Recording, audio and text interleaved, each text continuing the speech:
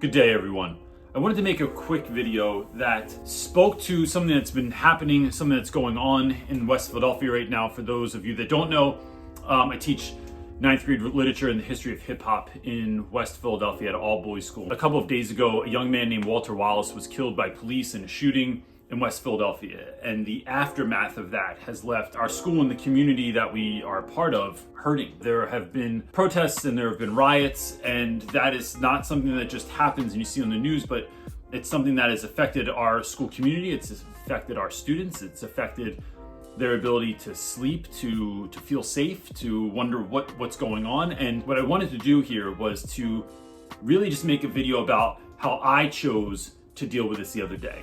I am by no means an expert on dealing with any of this stuff. Through messages, I've heard a lot of you asking, like, how am I navigating this situation, especially when this particular tragedy has happened in the midst of the neighborhood in which I live. And I'd say this: one, sadly, this is not the only tragedy that has happened in recent months or years in West Philadelphia, that this is an ongoing thing. It just so happens that this particular incident ended up on the news. Several weeks ago, I had a former student that was shot and killed in an alleyway in Philadelphia, and this Friday will be the anniversary of a student who he and his family were murdered as a result of some mental health issues that were happening in his family. And so this is not the first go around, but the facts remain the same. How are we as educators showing up for our students? And for some of you, that's going to mean, what does this look like to have conversations with students that you don't look like, with students that you don't come from the same type of neighborhood or the same situation as them? And so in this particular situation, a lot of the questions I was getting from people on the internet was like, how do I, as a white man that did not grow up in West Philadelphia, grew up in a middle-class neighborhood in New Jersey, speak to my black students about what is happening in their neighborhood? And so I just want to give like 4 quick points of things that worked the other day, I feel like, in class, and helped us to leave class a little bit differently than how we showed up to class. And so look, I think the first big point is, when you're having these conversations in your class, especially when it has to do with race, when it has to do with another case of police officers shooting a young black man, I think you need to remember that your job is that of a facilitator, not a dictator. I am merely creating the space for my students to have the conversation that needs to be had. I am not running the conversation. What I'm doing is, by facilitating, I am making sure that kids are listening, making sure that kids are respecting one another, creating space for people to be heard, to practice active listening skills. So even if you don't agree with someone, you can respond with respect. You can respond by hearing someone out fully and then responding, instead of thinking of what you want to say halfway through. It's helping kids to know that it's all right if it takes you a second to explore or express what it is you're thinking about. Because especially when dealing with young people, the words aren't always readily available. So letting them know that it's okay to take a moment and think about what you want to say. It's okay to take a moment and respond when you're ready. And the second thing is, I sort of alluded to it there, was what you're doing is creating a safe space for kids to explore and express what it is that they're going through. And so in my classroom was set up to be a space that felt very welcoming, that felt loving, that felt like you felt the vibe when you walked in the room, from the smell to the music that I had playing, to the way that it was decorated, to the attention that you got from me and from other students when you walked in the room. You went from someone that maybe felt invisible and now knew they were visible. But now, as I'm online for the foreseeable future, what I can't do in a physical environment, I try to make up with in a virtual environment. And what that still does is, it's not forcing kids' hands to look at the camera. It's not forcing kids to have their camera on or to stop pointing it at their ceiling fan all the time. It's giving kids the space to be able to say what they need to say in a way that makes them comfortable saying it. And when we can do that, when we can let kids know that their story is important, that their opinion is important, and that even if it differs from everyone else in the classroom, that this is a safe place to do that, you're giving that child a gift that they might not get anywhere else. And the third point I want to make is, there's a Mr. Rogers song that talked about, what do you do with the mad that you feel? When you feel so mad, you could bite. And the lyrics go on to talk about, what are we doing with that anger? And so this gives us space to talk about things like riots, like protests. And what do we do in those moments where we are so fed up, when we are so completely outraged, when we are so devastatingly heartbroken? What do we do with that mad that we feel, and talking to students about healthy ways to do that. And one of those healthy ways is to talk about it. Another Mr. Rogers line is, what is mentionable is manageable. And so letting young people know, and in my case, these young men that I'm working with, to unpack some of that toxic masculinity that has you thinking that you can't share what it is that you're feeling because that's vulnerability and that's weakness.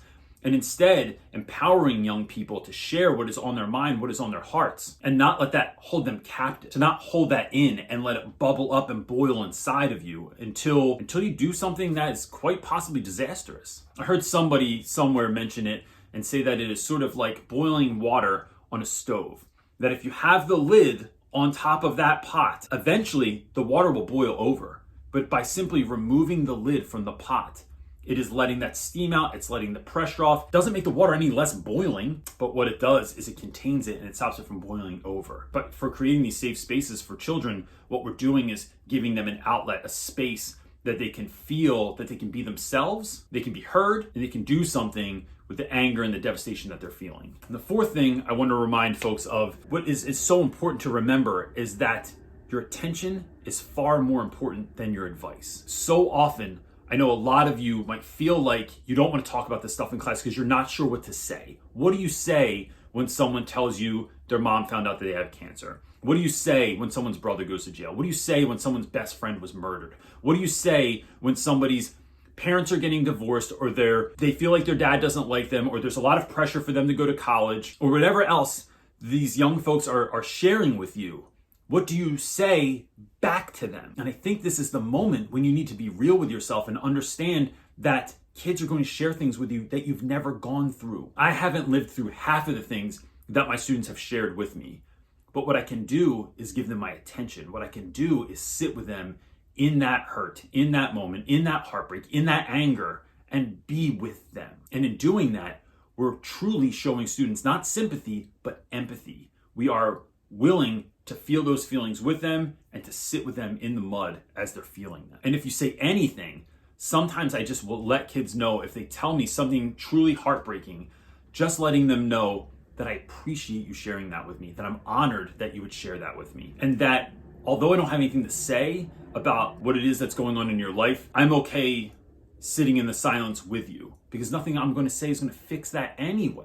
So the gift that I can share with you is my time, is my space, is my energy, is my attention. Real quick, as I'm thinking about this, one other thing we did in class the other day, we just happened to be doing a lesson in our hip hop class about hip hop as protest. And we were talking about how hip hop has been used as sort of a voice for the voiceless since the beginning. And after I got done sort of drawing the line from songs that were written during the civil rights movement to Marvin Gaye, What's Going On, to Fight the Power by Public Enemy, and then on up the line to everything from Kendrick to Lupe Fiasco to J. Cole, what I found is that students wanted to share their own songs or share a video that they knew about that spoke to something that was important to them. And the lesson there is that we don't always have the words to say. We don't always have the ability to communicate, especially when you're young. This is a new thing, expressing orally what it is that you feel. But there might be a song that says it for you. There might be a song, an artist out there that says the thing that you were thinking and feeling that you couldn't form into a sentence. And so we spent the day listening to music and talking about what it meant to us,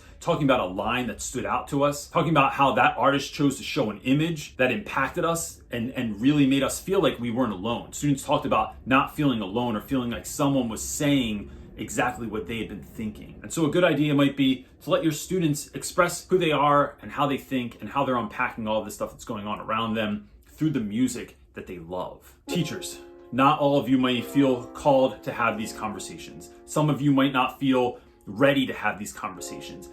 And that is a call that you need to make. That is something that you need to sit with, to pray about, to meditate about, to think about, to see how you're going to enter into that conversation and if you're going to enter into that conversation. But if you are on the fence, what I would do is implore you to really think about that, because students need these spaces, these places to have these conversations, these opportunities to unpack some of what there is that they're feeling. And you don't have to be good at it. You don't have to have the right answer. This is you showing up as a human being, you showing up and being vulnerable, you showing students what it looks like to be imperfect and vulnerable and broken, and how they can do the same. You are being the example for your students. And if that's still not enough, consider bringing someone and have the conversation with you. Who is someone that maybe could help facilitate this conversation with you? And so in my class, over the years, it's been a lot of my different friends that have come in to help facilitate these conversations, help kids unpack also what it is that they're going on. And then it doesn't just all fall back on me,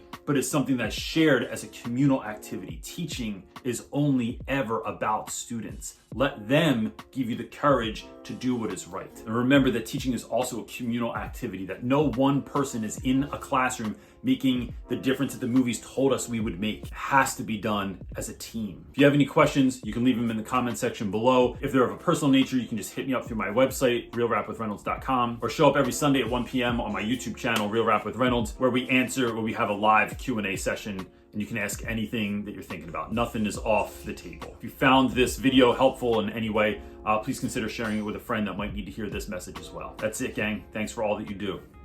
Peace.